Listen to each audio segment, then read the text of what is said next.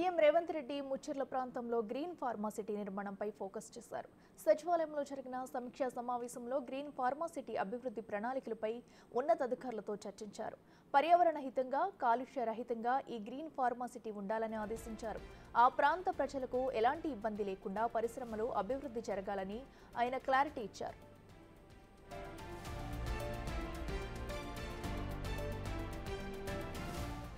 అక్కడ రోడ్లు, త్రాగునీరు, విద్యుత్, డ్రైనేజీలు లాంటి మౌలిక సదుపాయాల కల్పనకు వీలైనంత తొందరగా చర్యలు తీసుకోవాలని చెప్పారు. భవిష్యత్తును దృష్టిలో పెట్టుకుని పక్కాగా ప్లాన్ చేయాలన్నారు ఆయన. ప్రపంచవ్యాప్తంగా ప్రస్తుతం అందుబాటులో ఉన్న కొత్త టెక్నాలజీని వాడుకోవాలని తెలిపారు. గ్రీన్ ఫార్మాసిటీలో పెట్టుబడి పెట్టడానికి చాలా కంపెనీలు క్యూ కడుతున్నాయని సీఎం అభిప్రాయం వ్యక్తం చేశారు. త్వరలోనే ఆ కంపెనీలతో చర్చలు జరుపుతామని చెప్పారు. ఔషధాల తయారీ కంపెనీలు, బయోటెక్, లైఫ్ సైన్సెస్ కంపెనీలకు గ్రీన్ ఫార్మాసిటీ మాత్రమే ఆప్షన్ కావాలని ఆయన లెక్క.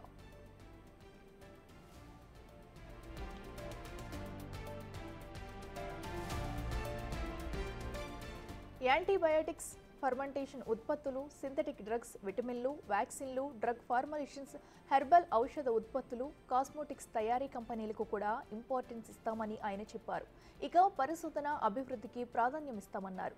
పరిశోధన, శిక్షణ, నైపుణ్యాలకు అవసరమైన ప్రత్యేక యూనివర్సిటీ కూడా ఫార్మాసిటీలో ఉంటుందని చెప్పారు. హెల్త్ కేర్, ఫార్మా రంగంలో ఉపాధి అవకాశాలు మెరుగుపరిచేలా కొత్త కోర్సులు కూడా తీసుకురావాలని సీఎం ఆలోచన. గ్రీన్ ఫార్మాసిటీలో భూములు కోల్పోయిన వారిని ఈ సిటీ అభివృద్ధిలో భాగస్వాములను చేయాలనే కొత్త థాట్ ప్రాసెస్లో రేవంత్ రెడ్డి ముందుకు వెళ్తున్నారు.